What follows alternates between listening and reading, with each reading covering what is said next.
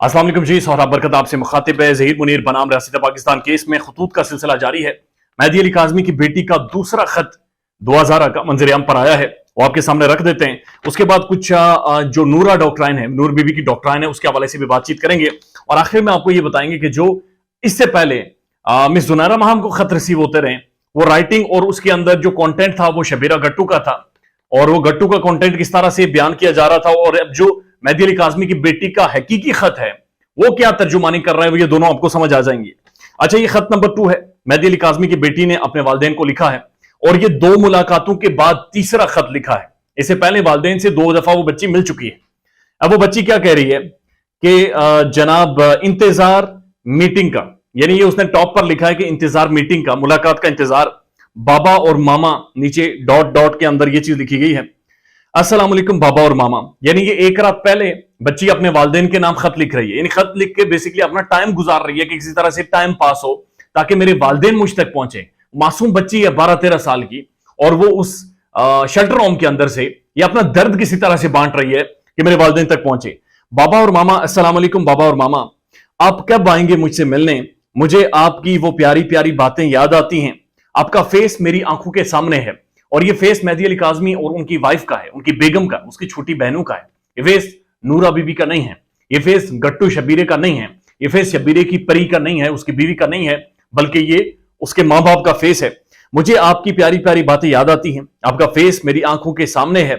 मामा और बाबा, आपका इंतजार हो रहा है। उसके बाद वो कहते हैं कि सुबह हो जाए और आप आ जाएं, यानी वो लिखती है कि सुबह हो जाए और बस किसी तरह से आप आ जाएं, मैं आपसे बातें करूं और आपकी बातें सुनो। क्योंकि थक गई है वो नूरा डॉक्ट्राइन को सुन सुनकर, नूरा डॉक्ट्राइन का शिकार हो होकर। अब वो कह रही है कि आप आएं और मुझसे बातें करें और मैं बातें सुनो। यार सुबह हो गई है, मुझे आपसे मिलना है, काश मैं घड़ी की घंटी को घुमा सकती। यानी आधा लेटर उसने रात को लिखा और आधा लेटर उसने सुबह उठकर लिखा।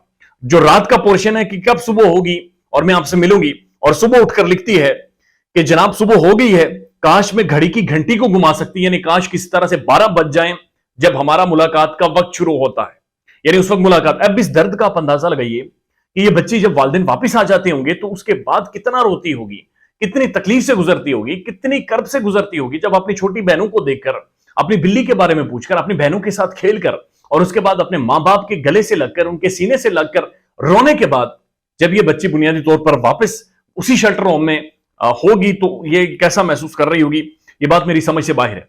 ये हो गया बच्ची का खत, और जो खतूत हैं जो रियल हैं, जाली नहीं है, असली हैं। अब दूसरी तरफ वो खतूत हैं जो गट्टू शबीरे ने लिखे हुए। अब ये गट्टू खुद बैठकर लिखता है, इसके अंदर अक्कासी हो रही है कि मासूम बच्ची ने लिखा हुआ है। लेकिन दूसरी तरफ जो खत मिस जुनैरा महम तक पहुंचाए जाते थे, उनके अंदर लिखा था, मैं ज़हीर का साथ नहीं छोड़ूंगी, चांद के पार चलेंगे, कहानियां होंगी, एक नस्ल पैदा करेंगे, नस्ल आगे चलेगी, मैं नूरा खानदान को पूरी हिफाजत करूंगी इनकी, मैं इनकी कुमकुम बनूंगी, मैं सती सावित्री बनकर इस खानदान को आगे लेकर जाऊंगी, मैं इन्हें पता नहीं क्या बना दूंगी, मैं बहू का रोल प्ले करूंगी। 12-13 साल की बच्ची है, वो कह रही है कि मैं घंटी को आगे घुमाऊं ताकि मेरे वालिदैन किसी तरह से आकर मिलें और मैं अपने वालिदैन के साथ जाऊं। ये खुतूत इस बात की तर्जुमानी कर रहे हैं कि she want to go with their parents.